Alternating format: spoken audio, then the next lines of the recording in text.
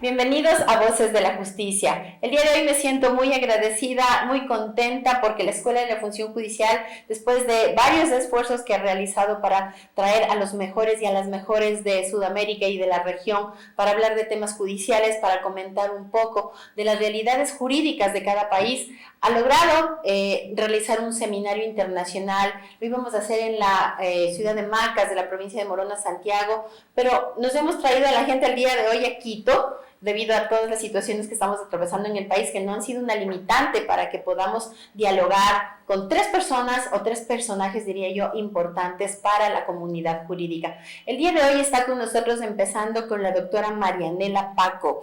Ella va a estar con nosotros el día de mañana como conferencista de Bolivia. Buenas tardes, querida doctora Marianela, le agradezco por aceptar la invitación y este espacio de la Escuela de la Función Judicial. Y primero queremos saber quién es Marianela Paco. Pavlova, un gusto saludarte, encontrarnos, hermanarnos, creo que es lo que toca hacer en estos tiempos. Un saludo grande para toda la audiencia de Voces de la Justicia. Hatuna paigigachun son manta pacha, picuna casanquichis caswamasikuna, y chasma cuyuricus pacasanquichis.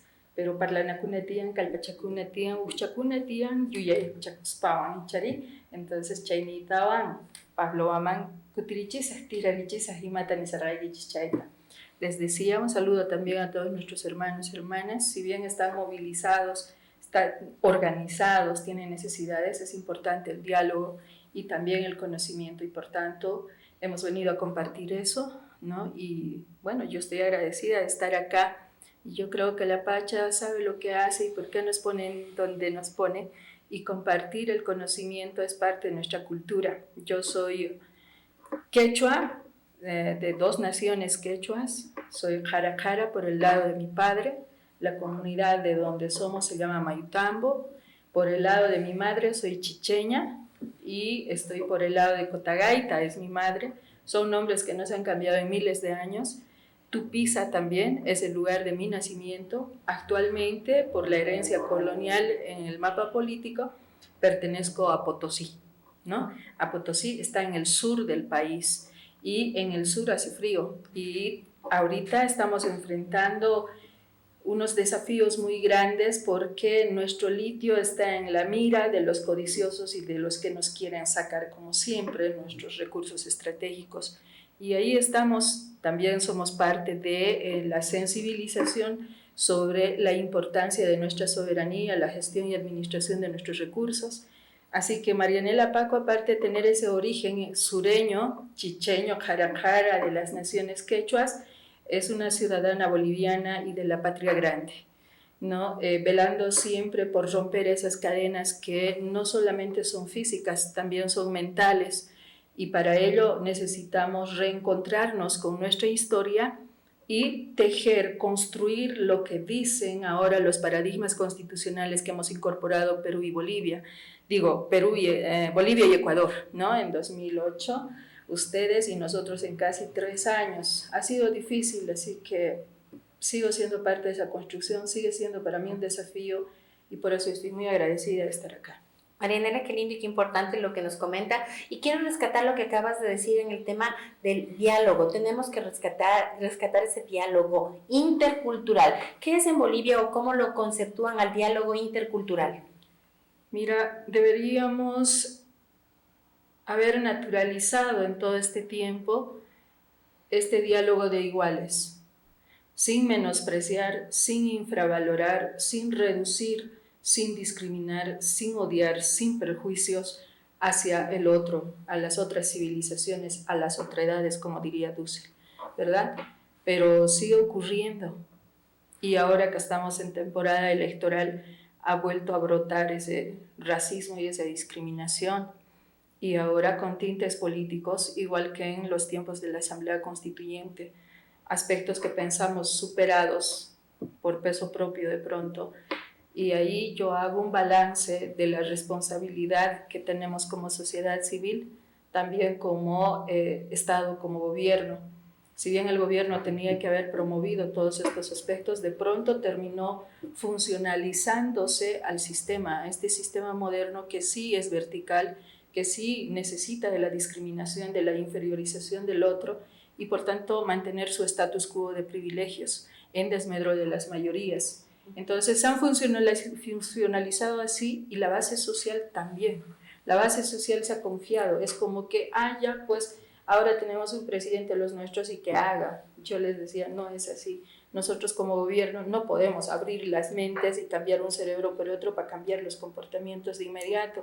Y ahí viene el tema ¿no? La descolonización como proceso parece que no ha logrado abrir y más bien se ha convertido en palabras que no quieren escuchar, ¿no? Entonces el conservadurismo vuelve apareciendo como parte del sistema y repudia, repele la palabra descolonización y despatriarcalización como ejercicios para la construcción de la igualdad.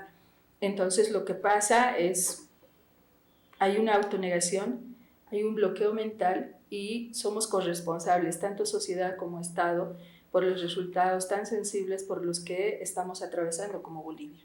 Y actualmente en Sudamérica se da una ola, tal vez desde la visión de ustedes, una ola que está afectando, alarmando, pero también buscando esta nueva colonialidad, como tú llamas en los temas que son de tu experticia. ¿Qué es la colonialidad interna? ¿Qué es lo que he estado describiendo en esta primera parte de mi intervención? Desde la base de las mayorías significa reproducir eso que por más de 500 años nos habían repetido por la fuerza, con violencia, con violaciones. ¿Y qué nos han repetido? Que éramos inferiores, que éramos seres sin alma. Tanto así que habían utilizado al Jesús flagelado como para decirnos, y la controversia de Valladolid es clave, ¿no? Decir, bueno, pues nosotros somos hijos de Dios, estamos hechos a imagen y semejanza, decían los europeos, los españoles. Entonces los indios no tenían pelo en la cara. Entonces se ha vuelto en el elemento clave para la racialización de las relaciones sociales. Entonces, pues han naturalizado eso a lo largo del tiempo, tanto así que emulamos, y hay que leer a Fanon, dice, ¿no? Tenemos rostros morenos pero máscaras blancas, y cuando nos vemos al espejo creo que reflejamos eso. Entonces nosotros nos inferiorizamos, nos autonegamos, es algo inconsciente, todavía está en ese plano, nos autonegamos, nos autodiscriminamos y aparentamos de paso, ¿no? Entonces ahí viene, por ejemplo, entre las herramientas de la dominación, lo que yo le llamo la educación, los titulitis, los apellidos, los colores, la forma de vestir, entre otras cosas, ¿no? Entonces, como instrumentos de dominación que ahora se reproducen naturalizados en los que deberían ser víctimas de ese sistema, inferiorizados, pero ya no necesitan que los inferioricen, sino que automáticamente lo hacen al negar quiénes son. Y desde el otro lado, desde los que prefieren este sistema refuerzan, porque a lo largo de este tiempo, desde la colonia y prolongado en las repúblicas, ¿no? Lo que se han hecho es de poder, del poder formal y del poder fáctico. No te olvides que quienes terminan rebelándose a sus padres españoles, europeos, son sus hijos los criollos, y ellos se hacen dueños de nuestros estados, patrias, que decían que éramos libres. Pero en definitiva ellos refuerzan eso porque se han hecho todos los medios fácticos. En Bolivia, por ejemplo, los medios que más rating tienen son estos grupos oligárquicos criollos, y bueno, pues consumen ese mensaje para mantener esa inferiorización. Y en este momento, por ejemplo, el haber sido parte del gobierno de Evo Morales, parte del gobierno del instrumento político por la soberanía de los pueblos, que por el racismo estatal tuvimos que prestarnos la sigla como más, ¿no? Lo han terminado distorsionando, diciendo que era socialismo y todo aquello. Pero de todas formas, hoy eso sí significa un estigma negativa, ¿no? Claro, reforzada por el mal comportamiento de algunos, pero en definitiva, eso es lo que está pasando. Entonces, es una reproducción interna, consciente desde las estructuras de poder e inconsciente desde la base social. ¿Cuánto afecta en el ejercicio del derecho? Es determinante. Nosotros en la Constitución hemos hablado, en el campo de la justicia, por ejemplo, de la igualdad jurisdiccional. No se materializa, por tanto no hay diálogo intercultural, ni siquiera en quienes se supone son personas con mucho conocimiento y formación. Entonces tienen el complejo de superioridad y desde el otro lado el complejo de inferioridad. Entonces, ¿cómo me vas a sentar con alguien inferior para hablar de igual a igual? Entonces, eso es lo que está pasando y esa es parte de la colonialidad interna, la que voy reflexionando y la que les voy planteando también. Y ese tema muy importante lo vamos a desarrollar en el seminario internacional con Marianela y con 2 ponentes más que ya los vamos a entrevistar. La Constitución en Bolivia, ¿cómo la vemos ahora? ¿Cómo está? ¿Ha dado resultados en justamente lo que tú estás hablando de la descolonialidad? ¿Y cómo está esa Constitución actualmente? La Constitución boliviana es tan revolucionaria como la ecuatoriana. Son revolucionarias, ¿por qué? Porque te retan desde la concepción del Estado y la sociedad a una corresponsabilidad en la gestión de los bienes comunes y debería orientarse a la construcción de la comunidad de la vida, ejercitando ¿qué? Estos diálogos interculturales, vale decir, un diálogo de iguales, un diálogo horizontal, un diálogo productivo, proactivo, activo, permanente, no con esas horitas, ¿no? Hoy en día nosotros criticamos, por ejemplo, a nuestras organizaciones sociales.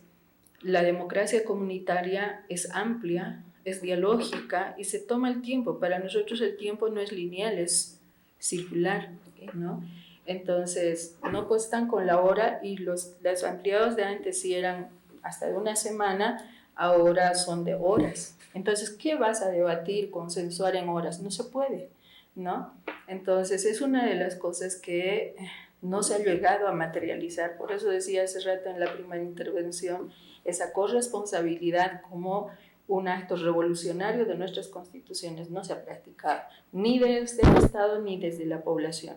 Otro aspecto en la institucionalidad, la administración de justicia institucionalizada tal cual lo conocemos, procesalista, ritualista, especializada, pues sigue y sigue con los mismos defectos, la corrupción, la mora, etc.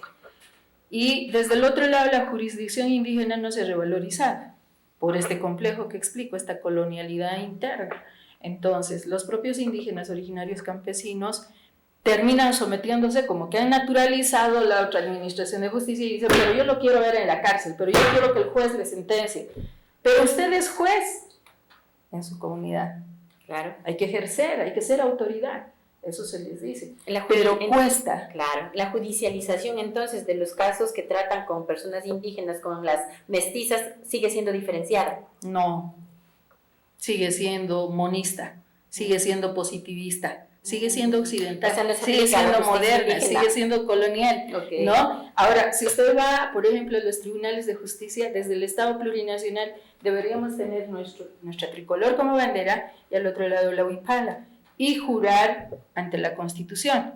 Okay. Adivine qué hacen los jueces. Siguen haciendo esta señal. 1, 2, siguen teniendo el crucifijo. En otros casos tienen la Biblia. Pero yo les digo, somos seres humanos y nosotros tenemos una Constitución, hemos escrito nuestras reglas. O sea, estamos hablando de identidad nacional. Eso se llama la colonialidad interna. Y la identidad de nosotros, como en Ecuador, es plurinacional. Vale decir, todas las civilizaciones precoloniales, que son milenarias, son de igual a igual con el Estado. Pero el Estado no les ha facilitado ni les ha devuelto lo que históricamente les han robado, ¿no? Entre otras cosas, la valoración de sus instituciones.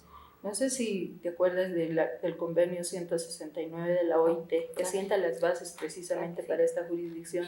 Resulta que no se ha leído, o sea, no se ha dimensionado en su correcta aplicación. Eso es uno. Otro, los derechos de los pueblos indígenas de 2007, de Naciones Unidas tampoco, y Bolivia como Ecuador recogen en su constitución esto. Y entre todos los derechos dice que los pueblos indígenas tienen el derecho a que sus instituciones se reconozcan en el mismo nivel de jerarquía que el resto de las instituciones. Pero no se hace caso a eso. Como le digo, hay un sentimiento de inferiorización desde el otro lado y de superioridad desde el otro. Una juez o un juez cuando viene una autoridad indígena originaria y le reclama competencias sobre algún caso, dice, pero ¿usted qué va a saber resolver? Entonces no se ha materializado la plurinacionalidad, por eso mismo era revolucionario estas normas supremas y ese momento constitutivo, ¿no? Entonces, ¿qué ha pasado? Nos ha faltado, es la palabra exacta, leer y construir algo nuevo. Parece que es fácil adaptarse a lo existente y no hemos logrado traducir en esa relación horizontal intercultural que debería existir. Porque en algún momento en los 90 se debatió, ¿no? El hecho de que la interculturalidad podría ser que al final termine sobreponiéndose la civilización más fuerte o la más grande y terminar absorbiendo a la otra. Entonces, otra vez se perdía el elemento respeto. Entonces, en nuestras constituciones, cuando se habló de un proceso descolonizante, era para mantener la valía de todas las civilizaciones en igual condición. Entonces, nos falta hacer estos ejercicios descoloniales, que al final yo los resumo en un ejercicio de todos los días que se llama dignidad. Vistámonos con dignidad desde nuestras identidades, dialoguemos de igual a igual. No por ser quechua yo soy menos que usted, ¿verdad? Ni usted es menos que yo por no ser quechua.